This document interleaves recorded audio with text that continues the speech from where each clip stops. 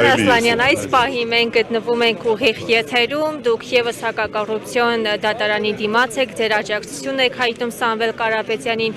եւ նաեւ դուք ևս եղել եք քաղբանտարկյալ, կխնդրեմ այս համատեքստով նշեք, թե ինչ սպասելիքներ ունեք դուք ընթացող Ցավոք սրտի Հայաստանի Հանրապետությունը վերջին տարիներին ակնառու նեգատիվ հաջողություններ է գրանցել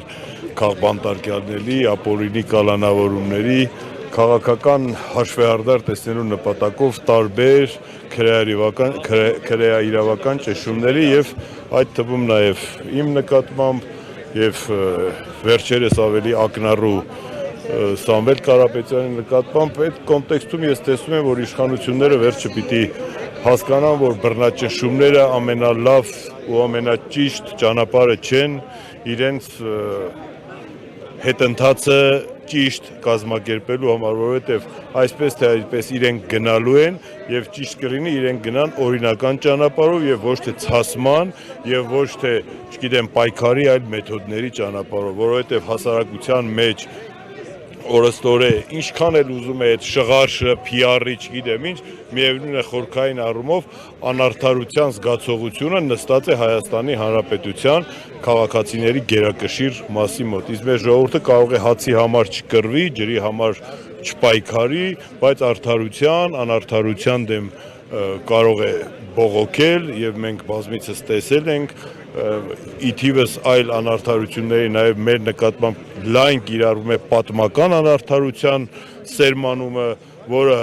ամեն օր տարբեր ձևախեղումներ է ընդունում, չգիտեմ, Տրթատ թագավորից միջև, չգիտեմ, Վռամշապու արքա, Մեսրոպ Մաշտոցից միջև, չգիտեմ, Իսրայել օրի ու չգիտեմ ինչ, այսինքն ամբողջությամբ ձևախեղվում է նաեւ մեզ ընկալելի հայոց պատմությունը, չգիտեմ, հետեւաբար ես կարծում եմ, որ վերջը ամեն ինչ պիտի ունենա իր բավարար չափն ու սահմանը, նույնիսկ նեգատիվը պիտի ունենա ընդունելի եւ ընկալելի չափ եւ սահման։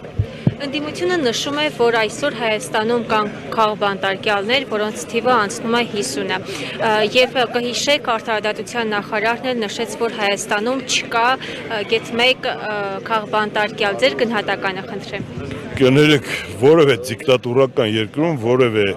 պետական պաշտոնյա, եթե ընդունի, որ իր երկրում կան քաղբանտարկյալներ, հետեւաբար ինքը պիտի մուտք չունենա որևէ միջազգային կառույց, որևէ մարդու իրավունքների պաշտպանության ֆորում, Եվրոպական միություն, հետեւաբար ամեն ինչ պիտի անեն, որ այդ շղարշը ցրեն, ամենքին մի պիտակ կպցնեն, որպեսզի այդ քաղաքական բանտարկյալի ապօրինի բռնաճնշումների այդ կոնտեքստը կտրեն, գցեն մի կողմ եւ բոլորին պիտակավորեն քաղաքական հանցագործությունների ներքո։ Հետեւաբար բնական է, որ արդարադատության եւ այլ նախարարներն ու պետական պաշտոնյաները հենց այդպես էլ պիտի խոսեն, պիտի ասեն, դա ընկալման խնդիր է, հասարակության ընկալման խնդիրն է, ոչ թե պետական պաշտոնյայի կողմից դա ինչ որ կերպ ընդունելու։